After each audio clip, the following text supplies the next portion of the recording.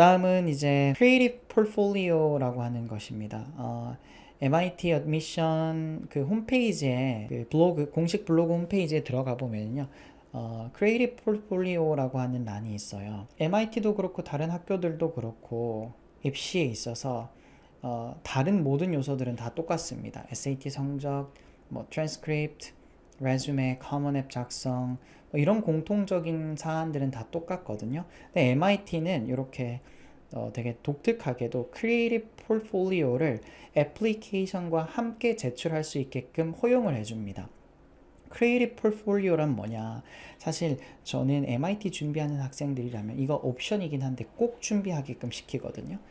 뭐냐면은 내가 아티스틱한 음악이면 음악, 예술적인 어떤 감각이 있어서 그런 쪽으로 내가 실제로 어떤 예술이라면 작품을 만들어 본 적이 있거나, 음악이라면 내가 작곡을 작사를 해본 적이 있거나, 혹은 엔지니어링이나 컴퓨터 사이언스 쪽을 생각하는 학생들이라면 내가 코딩을 해가지고 어떤 웹사이트나 게임, 앱 이런 것들을 개발해 본 적이 있거나, 이런 것들이 있으면은요, 혹은 리서치도 마찬가지입니다.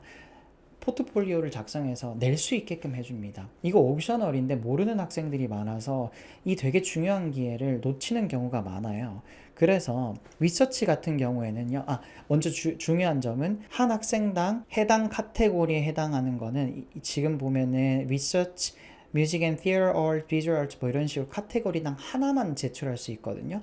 그리고 제출하는 방법에 있어서도 뭐 슬라이드 10개, 리서치는 딱 리서치 하나만 한정, 뭐 이런 식으로 정해놨기 때문에 디테일한 상황은 꼭 유의해서 보셔야 됩니다. 리서치 같은 경우에는요, 딱 하나, 이 리서치가 내 익스피리언스에 얼마나 중요했는지, 그리고 abstract 낼 수 있죠. 리서치 포스터. 우리 그 리서치를 내면은 컨퍼런스에 초대받게 되면은 포스터를 작성하게끔 해주는 데가 많잖아요. 여러분들 리서치 해본 학생들은 다 알 텐데, abstract 작성, 리서치 포스터 낼 수 있게 해줍니다. 그래서 사이테이션 뭐 꼭 내야 되고요. 하나 이렇게 낼 수 있고요. 혹은 내가 뮤직이나 theater arts, 피아노를 해본 학생들, 뭐 작사를 해본 학생들, 뭐 작곡을 해본 학생들 여기 다 나와 있어요. 뮤지션은, 컴포저들은, actors, dancer들은 뭐 어떤 식으로, screenwriter, playwrights, 내가 어떤 작은 영화를 하나, 드라마를 한번 제작해봤다 하는 것들, 다큐멘터리를 제작해봤다 하는 것들, 그런 것들이 있으면은 이렇게 제출할 수 있게끔 하거든요. 이 기회 절대 놓치면 안 되고요. 비주얼 아트 마찬가지입니다. 사실 비주얼 아트나 아키텍처 같은 경우에는 특정 학과를 지원하는 학생들은 내게 하는데요.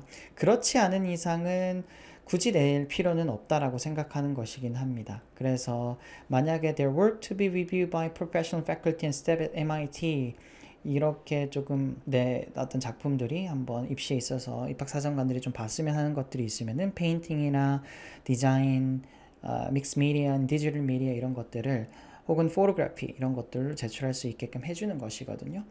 그래서 메이커스 마찬가지입니다. 이 메이커스들은요, 다른 게 아니라 코딩 같은 거, 그죠? 내가 코딩을 통해서 어떤 뭐 데이터 사이언스에 대한 지식이 조금 있으면은 그런 거를 활용해서 자동화 모델, LLM 요새 되게 많이 하죠. 를 만들어서 제출하기도 하는 그런 것입니다.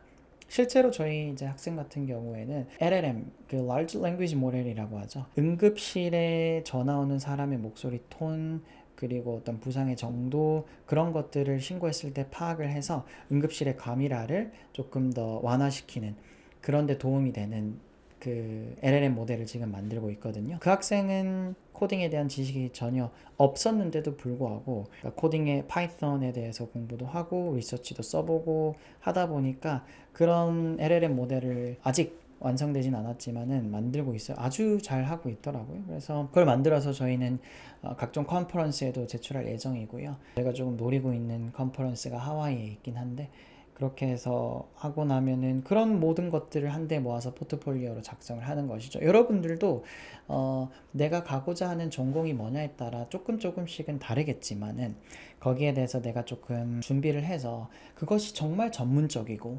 혹은 어떤 높은 수준의 수준급 실력을 요하는 그런 거는 절대 아닙니다. 대학 수준에 입학하기 위해서 보는 것은요, 그 포트폴리오의 실력을 보는 것이 절대 아니에요. 여러분들 오해하시면 안 됩니다. 포트폴리오를 작성하고 보내주고 그런 것들을 보고 입학사정관들이 판단하는 근거는 왜 이걸 내라고 하냐면은 이 학생이 정말 열의가 있는 게 말에서만 그치는 거냐 아니면 직접 행동으로 보여줬냐, 이거 굉장히 삶에 있어서 굉장히 중요한 것이잖아요. 그죠?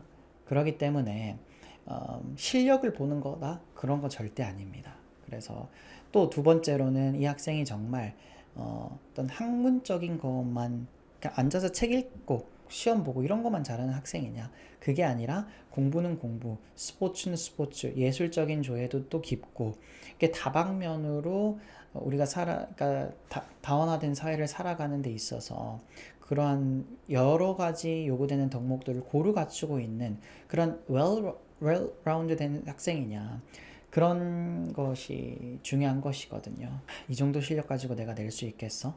이런 생각은 전혀 하실 필요가 없습니다. 취지 자체가 그것을 보겠다라는 것이 아니에요.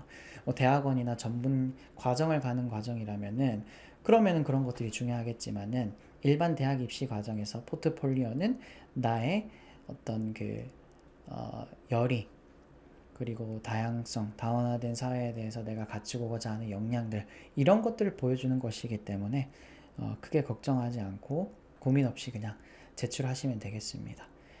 네, 오늘은 이렇게 알아보도록 했습니다. 감사합니다.